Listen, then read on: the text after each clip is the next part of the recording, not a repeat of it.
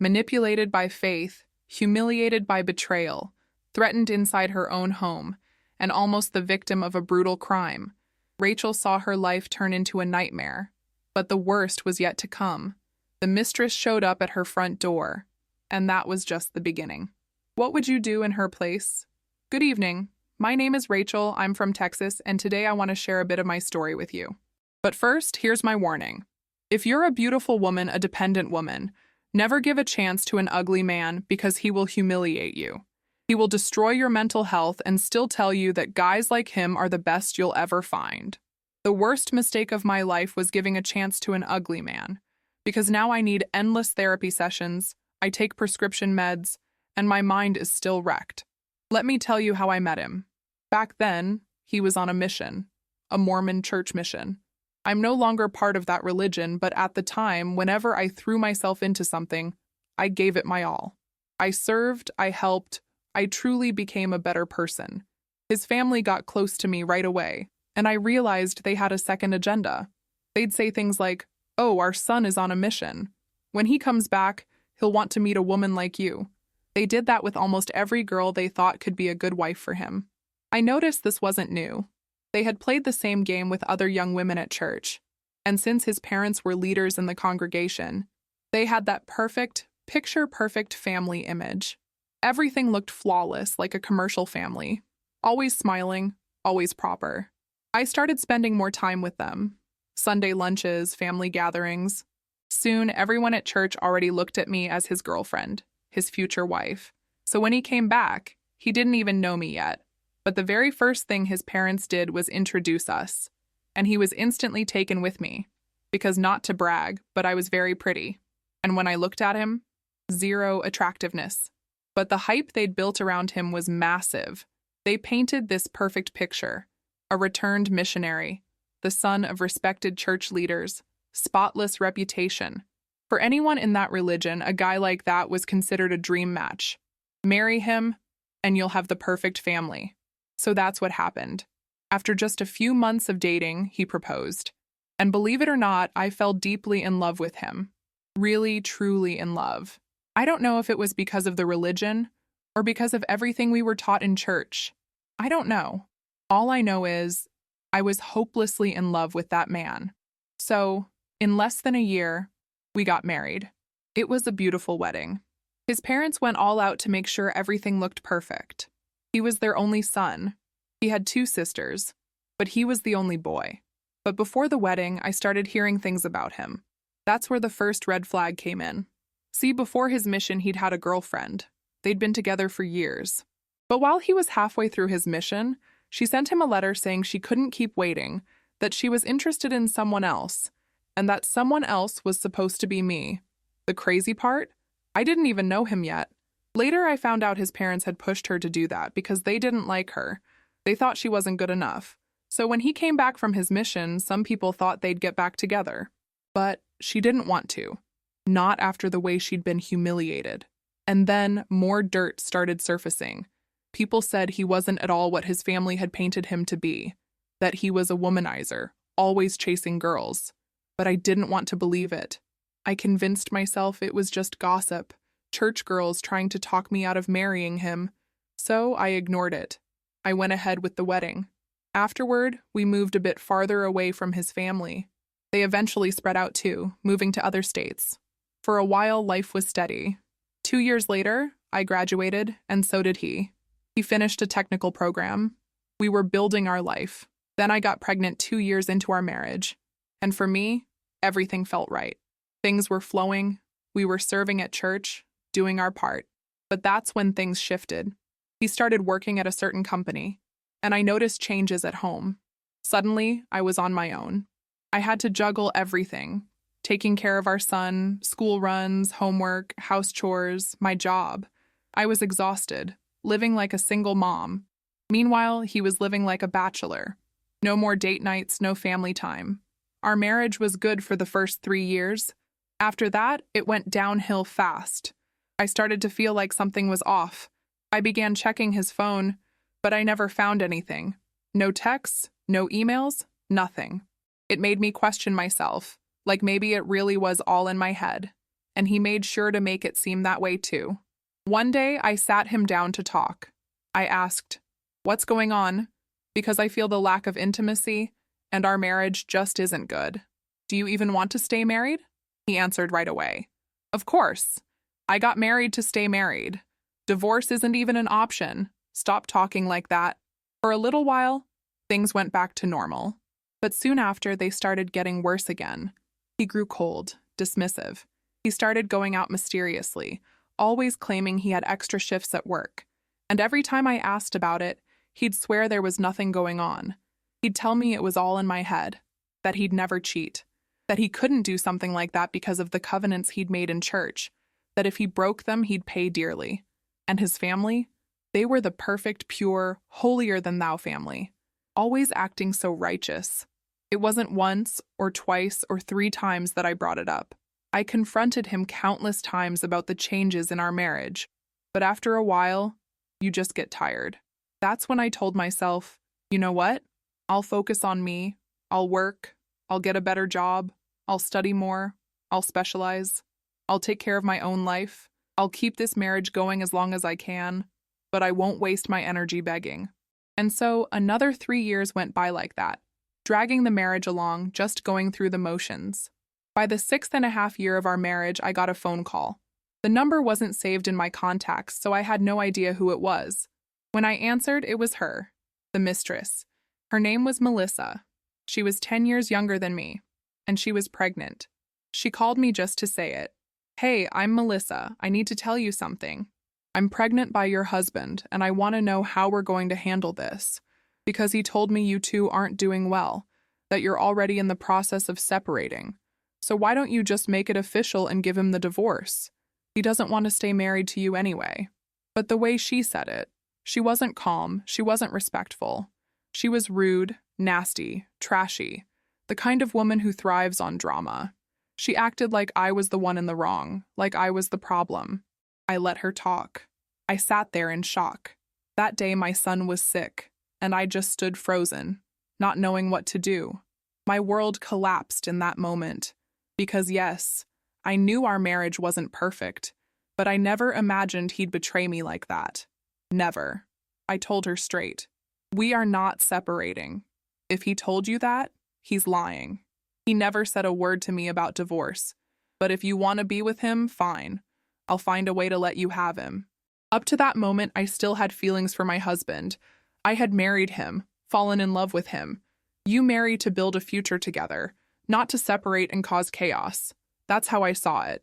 And honestly, I don't even know if he sent her to call me just to destabilize me. At this point, I doubt everything. When he got home from work, I confronted him. I said, "Mark, sit down. We need to sort this out. This afternoon, some woman named Melissa called me. She says she's pregnant with your child and that you told her we're separating. What's going on here?" And I was calm. Too calm. Because I've never been the type of woman to start a screaming match. I'm practical. If it isn't working, then let's end it. But with respect.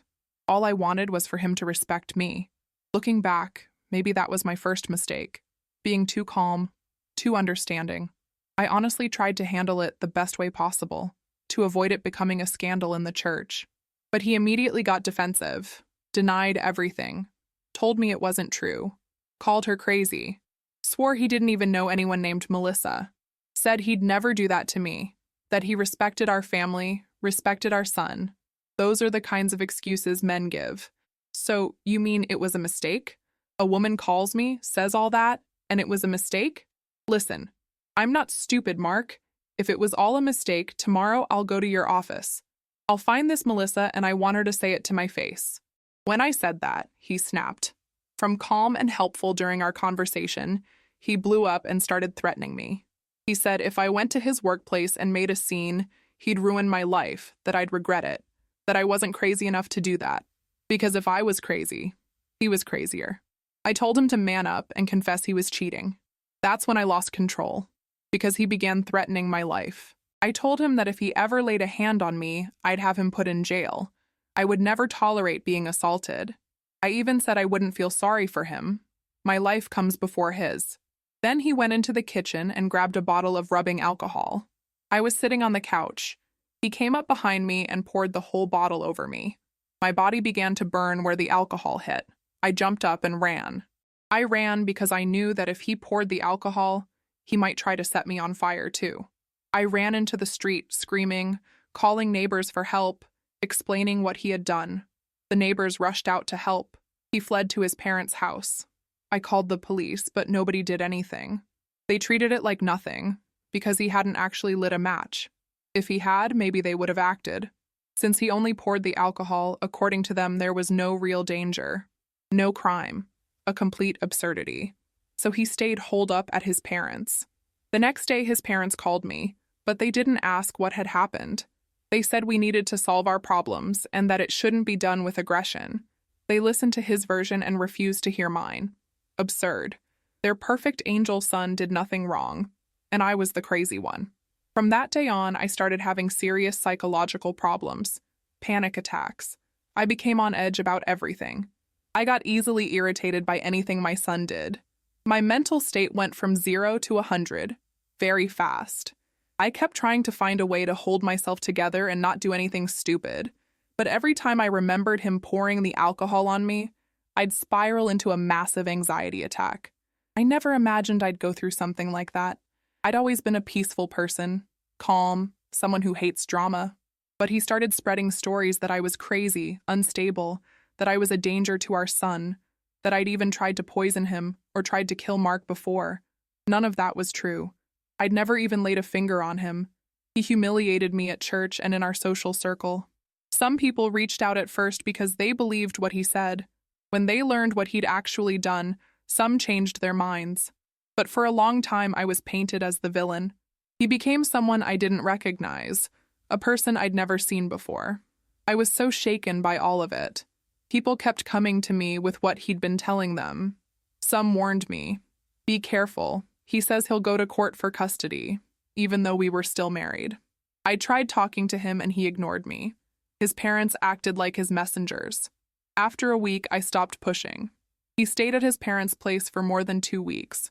His dad came by to pick up some clothes and belongings and took them away. And not once did they ask what had actually happened, why I'd called the police. He never told them he'd poured alcohol on me. Never told them the neighbors had saved me. If they hadn't come, he might have set me on fire. When I realized they didn't want to hear my side, I cooled off and tried to let it go. I did everything I could to keep it together, but it didn't help. I tried to make people believe me to tell my side, but the more I explained, the less anyone wanted to listen. No one would hear me, and that crushed me. After more than 15 days, he started calling me, said he missed me, said he'd made a mistake, swore he'd never actually set me on fire. Then he shifted the blame onto me, told me I was the one who started the whole mess, that if I'd just trusted him, none of it would have happened, that he only reacted that way because I provoked his anger. He even pulled out the Bible, saying women had to be submissive to their husbands, that this is what the church taught. I listened quietly, and at that time, I still loved him, deeply. I wanted to fight for my marriage. I wanted to make things work, because we had our faith, our religion, and for me, family was everything. We had to fight for it. So after that conversation, I let him come back home. For 2, maybe 3 months, things were calm. And every time I felt things slipping, we'd sit down and talk, patch things up, and move forward. Then he started acting strange again. One day, I asked him straight out if he had cheated on me. That's when he finally confessed. I asked about the baby, and he told me the child Melissa was expecting wasn't his, that she'd been with several men at work, that they had only been together a couple of times and nothing after that. I chose to forgive him. At church, when someone commits a sin, they have to confess to the ecclesiastical leader, the bishop. Then they face consequences, like being restricted from certain duties. It's a kind of probation period.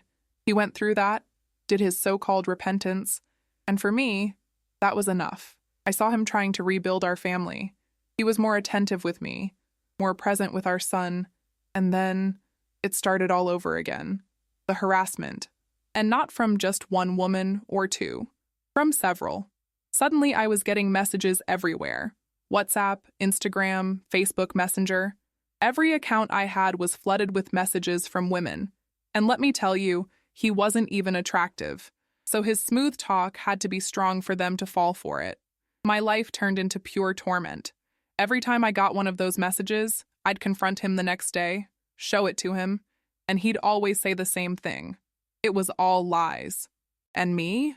I kept forgiving and forgiving until one day the last straw made the whole glass spill.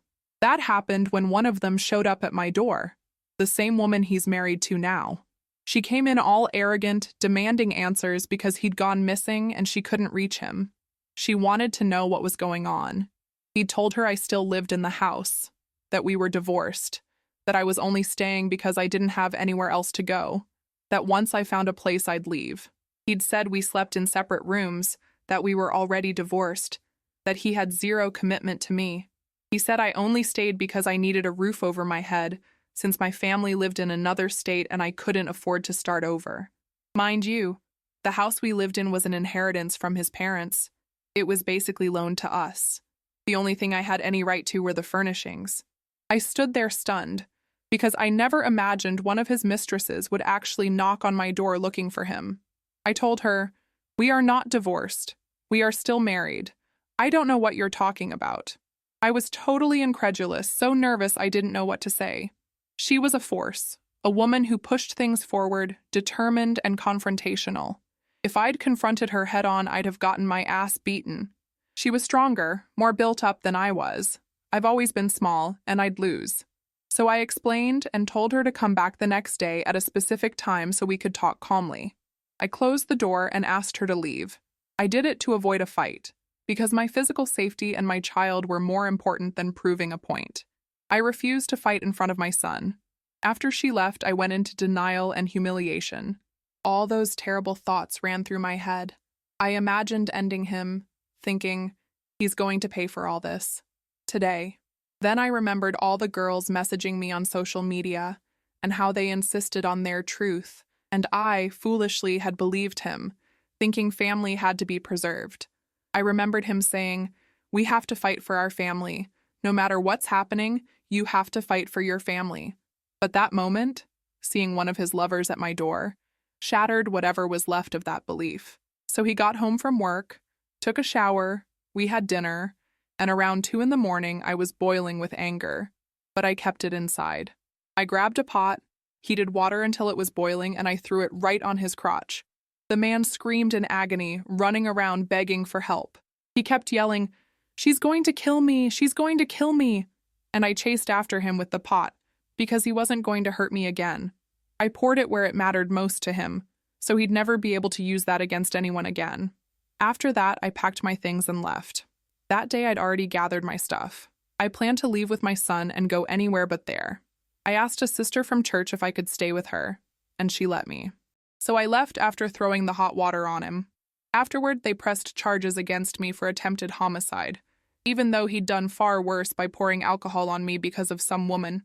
I discovered his cheating, and when I reacted the same way, I was the one in the wrong. So I was prosecuted. I'm still dealing with that case. I wasn't jailed because of the circumstances, but the legal process is ongoing.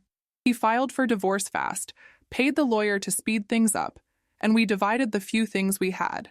He even threatened to fight for custody of my son, saying he wouldn't let me keep him while he chased his life of selfishness. He wanted to hurt me, to make me suffer. He left me shattered. I lost over 20 kilos in under 5 months.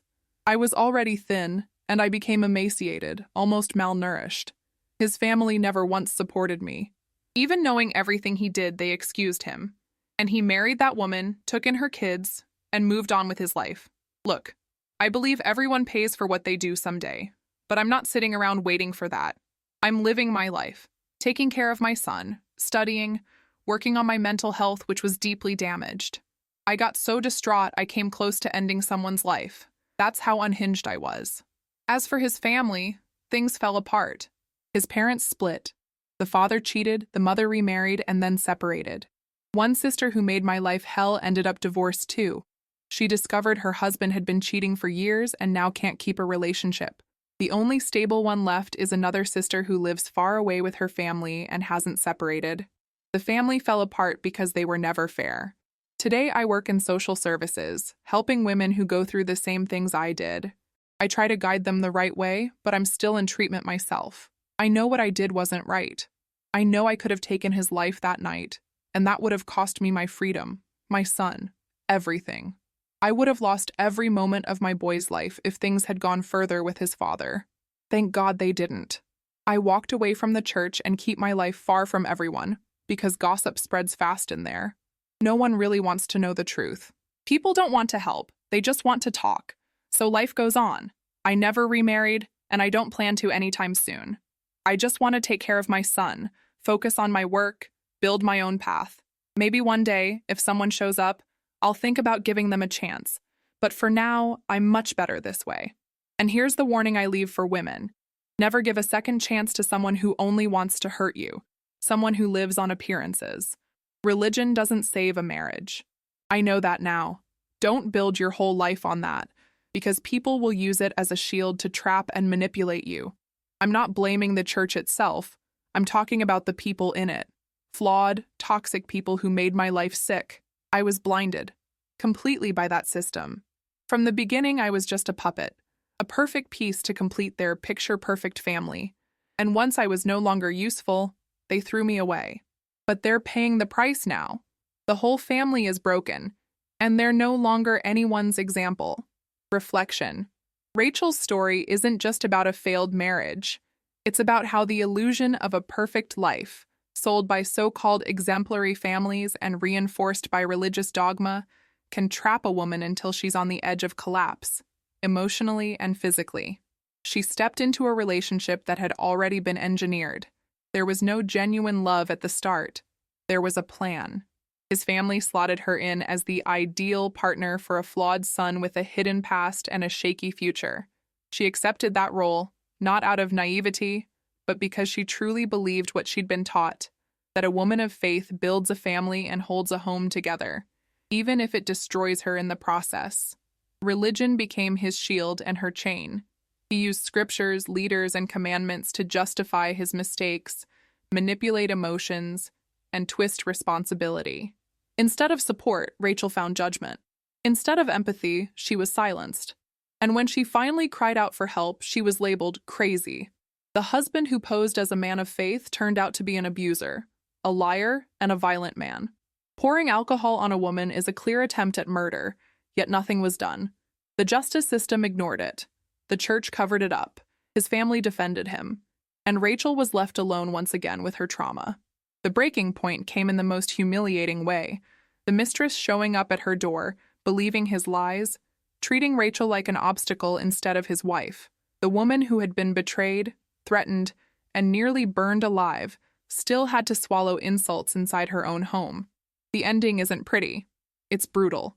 She lost her peace, her mental health, the respect of her community, and almost her freedom. But she didn't lose herself. The lesson here isn't about forgiveness or resilience. It's about limits. It's about not romanticizing faith, not dressing up an abuser as a saint just because he knows how to quote scripture. It's about not sacrificing your life and dignity in the name of a marriage before God. Rachel is still trying to rebuild her life. She carries deep scars, but she no longer pretends everything is fine. She speaks. And in speaking, she frees other women living under the same prison. Let her story be a warning. Don't ignore the first signs. Don't mistake manipulation for love. And don't use religion as an excuse to stay silent. Because sometimes salvation comes only when you leave, before it's too late.